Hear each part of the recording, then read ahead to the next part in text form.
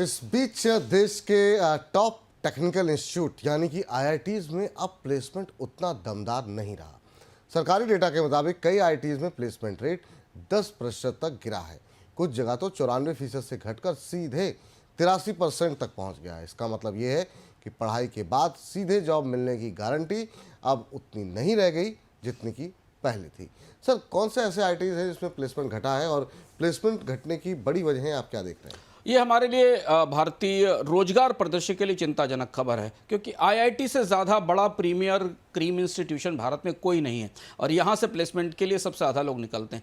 ये पहली बार ऐसी खबर आई, पहली बार ऐसी सूचना आई जिसे बहुत गंभीरता से सरकार को लेना चाहिए। रोजगारों का परिदृश्य कैसा है, हम डेटा पॉइंट में आपको दिखाते हैं।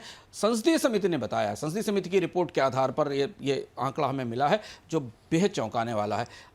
23 में से 22 आईआईटी के पास प्लेसमेंट के लिए लोग नहीं पहुंचे, यानी वहां से नौकरियां उतनी नहीं मिली जितनी पिछले साल मिली थी। उनके प्लेसमेंट रेट में बड़ी गिरावट आई है। आधे से ज़्यादा आईआईटीज़ में 10% प्लेसमेंट घट गया है। वैसे भी आईआईटी से कम ही लोग निकलते हैं, उसमें से भी 10% घट गया।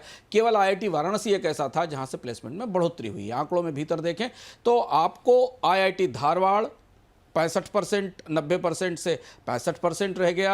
आईआईटी जम्मू 92 से 70% रह गया। आईआईटी रुड़की 98 से 79% रह गया। इसके अलावा और भी आईआईटी हैं, दिग्गज आईआईटी में बॉम्बे, दिल्ली, मद्रास, सारे बड़े आईआईटी से नौकरियां के ग्रेजुएट्स को या वहाँ से निकलने वाले स्टूडेंट्स को नौकरियां नहीं मिल रही हैं। और इसकी सबसे बड़ी वजह विपुल जी ये है कि आईटी सेक्टर को मैक्सिमम वर्कफोर्स आईआईटी से सप्लाई होती थी। आईटी सेक्टर की या सूचना तकनीक सेक्टर की स्थिति भारत में भी बेहद चुनौतीपूर्ण और अंतर्राष्ट्रीय स्तर पर भी है और इसलिए इन आईआईटी से नौकरियों में कमी आ रही है। एक वजह और भी बताई है संसदीय समिति ने कि आईआईटी के ग्रेजुएट्स नौकरियों के बजाय आगे और पढ़ाई पर ध्यान दे रहे हैं, लेकिन आईआईटी से प्लेसमेंट घटना चुनौतीपूर्ण है और चिंताजनक है।